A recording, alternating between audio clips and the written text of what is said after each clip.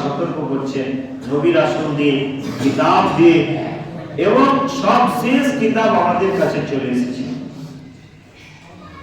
সব শেষ নবীও চলে এসেছে।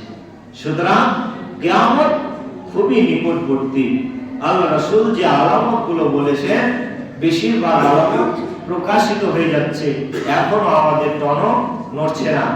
কিন্তু সত্যি সত্যি যখন সেই দিনটি আমাদের সামনে চলে আসবে, তখন আমাদের হতাশ হওয়া ছাড়া আর কোনো রাস্তা থাকবে না।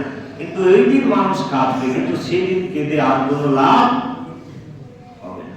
সম্মানিত উপস্থিতি, আল্লাহ তাআলা এই জন্য বলছেন যে তোমাদেরকে এত কিছু দেওয়া হয়েছে, এত কিছু নিয়ামত দেওয়ার পরে তোমরা আমার শুকরিয়া আদায় করো না। ইয়াউমা ইউকশাফু আন সাকিন ওয়া ইউদআউনা ইলা সুজুদ।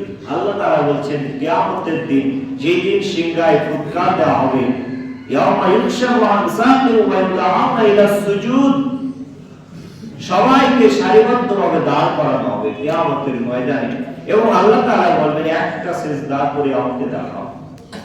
ওয়া ইউদআউনা ইলা সুজুদ ফালা ইস্তাতিউ। অপরাধী শত চেষ্টা করবে একটা সিজদা করার, সর্বোচ্চ শক্তি দিয়ে চেষ্টা করবে, একটাই তো আল্লাহ সিজদা দিতে বলেছে, এখন একটা সিজদা দিয়ে দিই, ফালা ইস্তাতিউ।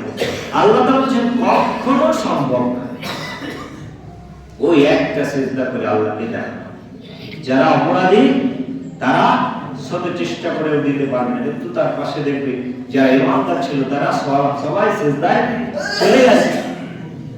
অপরাধীকে আল্লাহ সেদিন দাঁড়ি করিয়ে রেখে দেবেন, অপরাধীদের চেহারা সেদিন প্রকাশিত হয়ে যাবে। খাশিআতান আবসারুহুম তারহাকুহুম যিল্লাহ।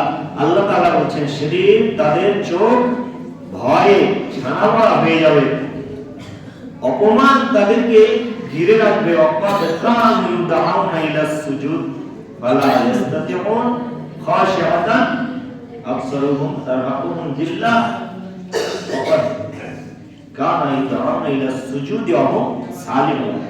আল্লাহ তাআলা বলেন অথচ দুনিয়াতে যখন তারা সুস্থ ছিল, নিরাপদ ছিল, তখন তাদেরকে সিজদার জন্য ডাকা হয়েছিল, কিন্তু তারা আসেনি।